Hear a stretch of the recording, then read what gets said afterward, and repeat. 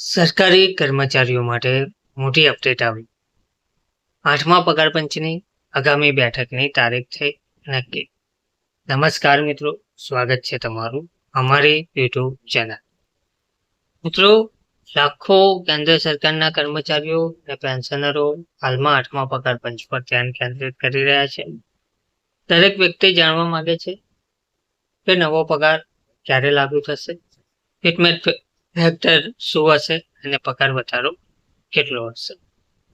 દરમિયાન 8મા પગાર પંચે તેની પ્રક્રિયા ઝડપી બનાવી છે અને કર્મચારી સંગઠનો, યુનિયનો અને વિવિધ હિસ્સેદારો સાથે નિયમિત બેઠકો યોજવાનું શરૂ કર્યું છે.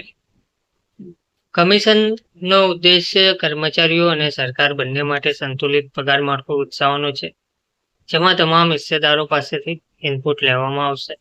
કમિશનની ભલામણો લગભગ 5 મિલિયન કેન્દ્ર સરકારના કર્મચારીઓ અને આશરે 6.5 મિલિયન પેન્શનરો પર સીધી અસર કરશે. આમાં સંરક્ષણ ક્ષેત્રના કર્મચારીઓ અને પેન્શનરોનો સમાવેશ થાય છે, એટલે કે કુલ આશરે 11.5 મિલિયન લોકો કમિશનના નિર્ણયોથી પ્રભાવિત થશે. સુપ્રીમ કોર્ટના ભૂતપૂર્વ ન્યાયાધીશ જસ્ટિસ રંજના પ્રકાશ દેસાઈની અધ્યક્ષતામાં 8મા પગાર પંચની રચના કરવામાં આવી છે. ભૂતપૂર્વ આઈએએસ અધિકારી પંકજ જૈન સભ્ય સચિવ તરીકે સેવા આપે છે, જ્યારે વડાપ્રધાનની આર્થિક સલાહકાર પરિષદના સભ્ય નાણાકીય નિષ્ણાંત પ્રોફેસર પુલક ઘોષ પણ કમિશનના સભ્ય છે.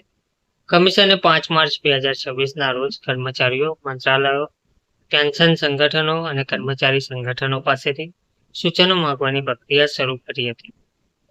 આ પ્રક્રિયા માટેની અંતિમ તારીખ શરૂઆતમાં 30 એપ્રિલ હતી, જે પછીથી 31 મે અને પછી 15 જૂન 2026 સુધી લંબાવવામાં આવી હતી. કમિશન હવે 30 જૂન 2026 સુધી ફક્ત ઓનલાઈન પોર્ટલ દ્વારા સંબંધિત ડેટા અને જરૂરી માહિતી સ્વીકારી રહ્યું છે. કમિશન દેશભરના વિવિધ રાજ્યોમાં પ્રવાસ કરી રહ્યું છે અને ગ્રાઉન્ડ લેવલ મુદ્દાઓ અને માંગણીઓને સમજવા માટે કર્મચારી સંગઠનો સાથે બેઠકો કરી રહ્યું છે. એપ્રિલ, મે અને જૂનમાં ઘણા રાજ્યોમાં બેઠકો યોજાઈ હતી. જુલાઈ 2026 માટે 2 મહત્વપૂર્ણ બેઠકો પણ સુનિશ્ચિત થયેલ છે.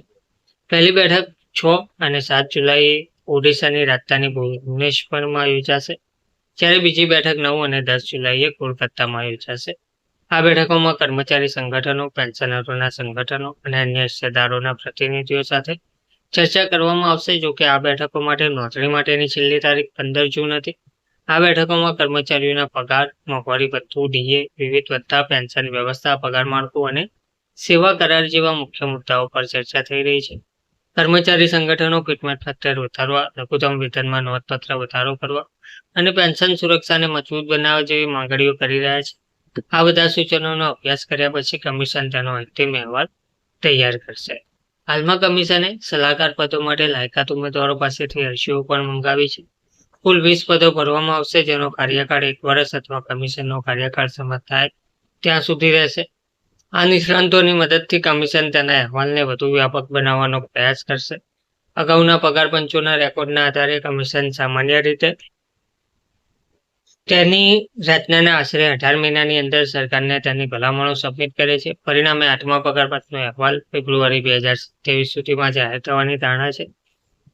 જોકે all India NPS employees federation AINPSEF ના રાષ્ટ્રીય પ્રમુખ ડોક્ટર મનજીતસિંહ પટેલ માને છે કે સરકાર નવા નાણાકીય વર્ષ એટલે કે એપ્રિલ 2027 પહેલા કોઈ મોટી જાહેરાત કરી શકે છે. જોકે અંતિમ નિર્ણય સરકારની મંજૂરી પછી જ લાગુ કરવામાં આવશે.